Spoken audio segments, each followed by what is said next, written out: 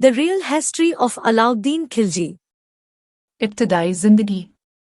معاصر تاریخ نگاروں نے علاؤالدین کے بچپن کے بارے میں زیادہ نہیں لکھا۔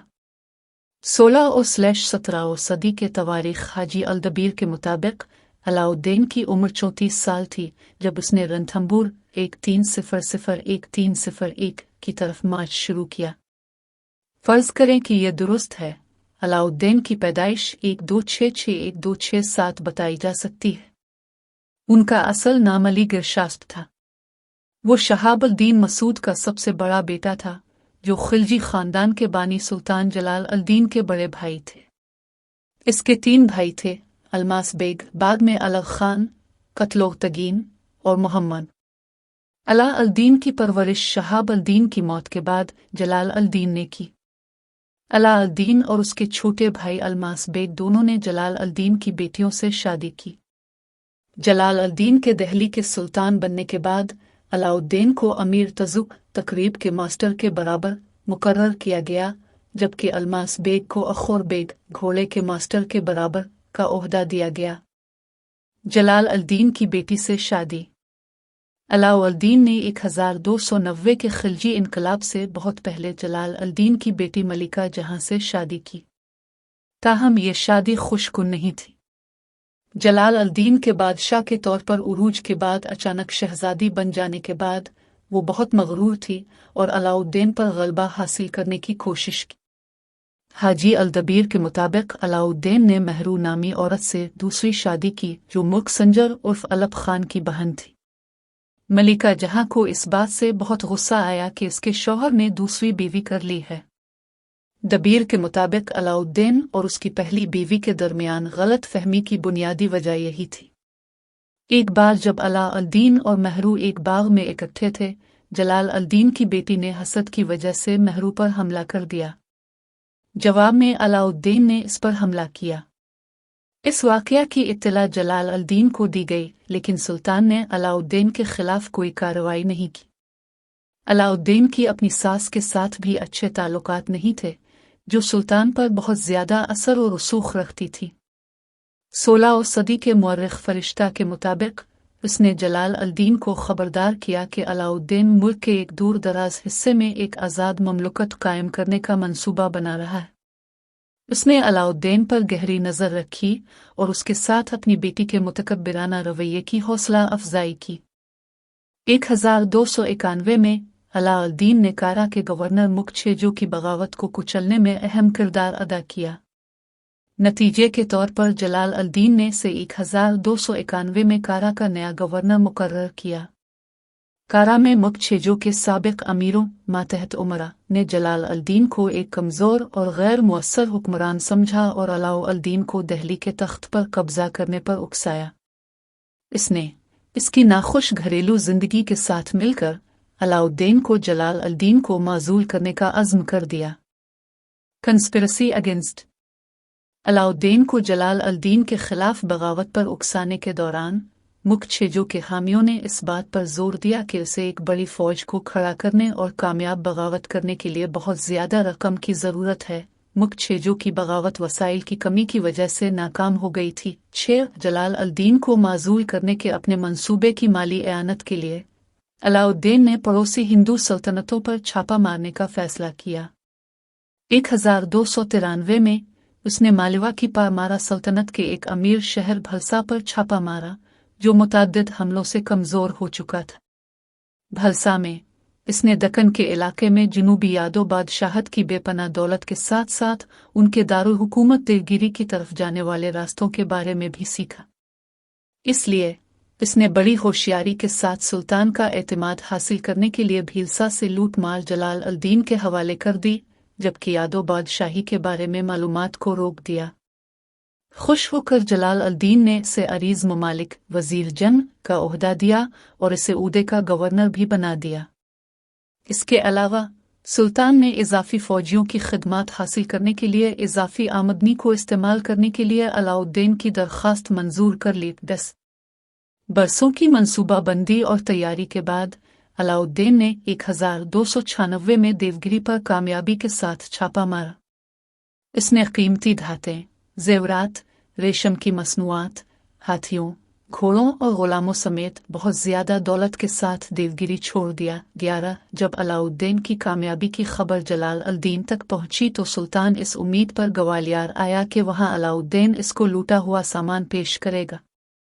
ताहम अलाउद्दीन ने तमाम दौलत के साथ बराह रास्त कारा की तरफ कूच किया।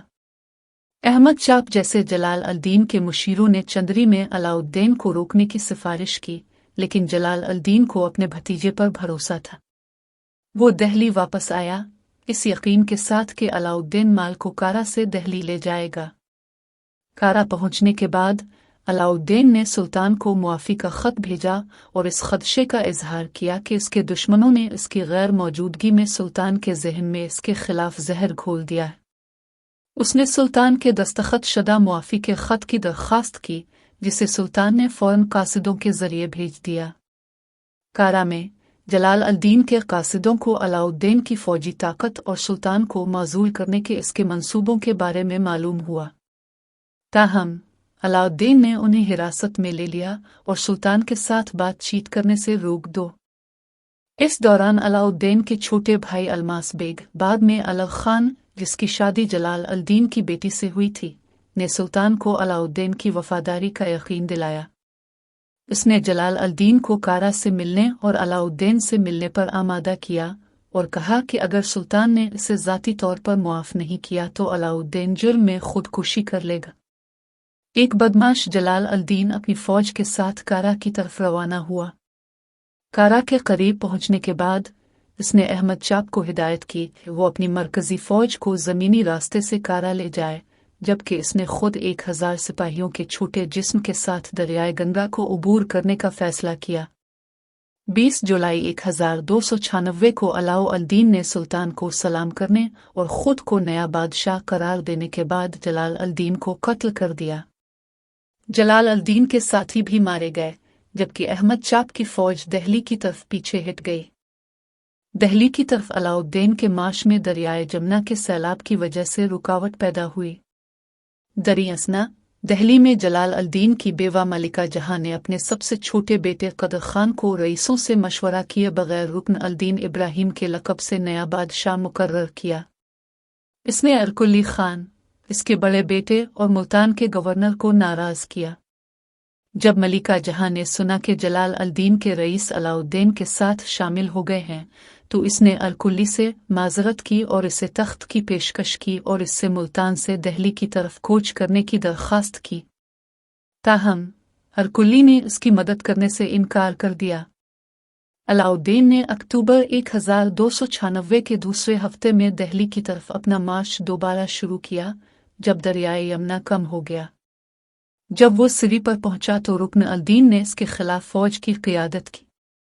ताहम रुकन अल दीन की फौज का एक हिस्सा आधी रात को अलाउद्दीन के पास चला गया।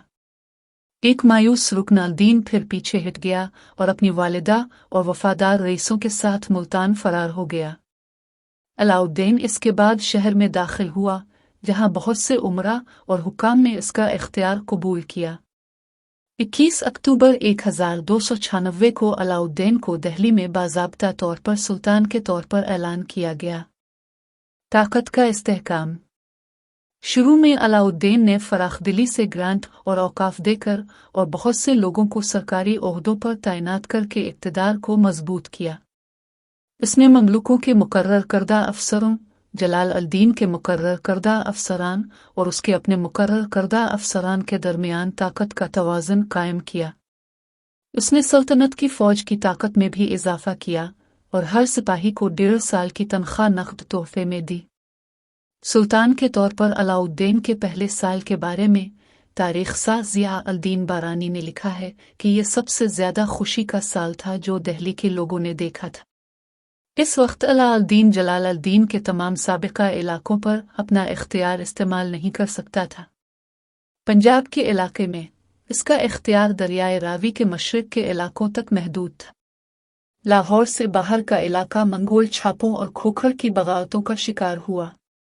मुल्तान पर जलाल अल दीन के बेटे अरकाली का कंट्रोल था, जिसने दिल्ली से भागने वालों को पनाह दी थी। नवंबर 1296 में अलाउद्दीन ने मुल्तान को फतह करने के लिए अलग खान और जफर खान की क़ियादत में एक फ़ौज भेजी।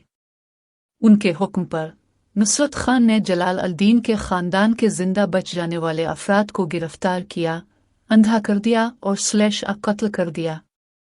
मुल्तान की फतह के फ़ौरन बाद अलाउद्दीन ने नुसरत खान को अपना वज़ीर आज़म मुकर्रर किया। दिल्ली पर अपना कंट्रोल मजबूत करने के बाद सुल्तान ने ऐसे अफसरान को ख़त्म करना शुरू कर दिया जो इसके अपने मुकर्रर नहीं थे। 1297 में अशराफिया मालिक, जिन्होंने जलाल अल-दीन के ख़ानदान को छोड़कर अलाउद्दीन के साथ शामिल हो गए थे, गिरफ्तार, अंधा कत्ल कर दिया गया। उनकी तमाम जायदाद बशमूल अलाउद्दीन की तरफ से दी गई रकम जब्त कर ली गई। इन जब्तियों के नतीजे में नुसरत खान ने शाही खजाने के लिए बहुत बड़ी रकम हासिल की। जलाल अल-दीन के ज़माने के सिर्फ 3 मुल्क बच गए: मलिक कुतुब अल-दीन अलवी, मलिक नासिर अल-दीन राना और मुल्क अमीर जमाल खिलजी। बकिया पुराने अशराफिया की जगह नए अमीरों को ले लिया गया जो अलाउद्दीन के इंतहाई वफादार थे। इसी दौरान अला अल-मालिक, जो कि कारा में अलाउद्दीन का गवर्नर था, वो तमाम अफसरान, हाथी और माल लेकर दिल्ली आया जो अलाउद्दीन ने कारा में छोड़ा था। अलाउद्दीन ने अला अल-मालिक को दिल्ली का कोतवाल मुकर्रर किया और तमाम गैर तर्क म्यूनिसिपल मुलाजमीन को अपने मातहत कर दिया। चूंकि अला अल-मालिक बहुत मोटापे का शिकार हो चुका था, इसलिए कारा की गवर्नरी नुसरत खान को सौंपी गई, जो जब्तियों की वजह से दिल्ली में गैर मकबूल हो चुके थे।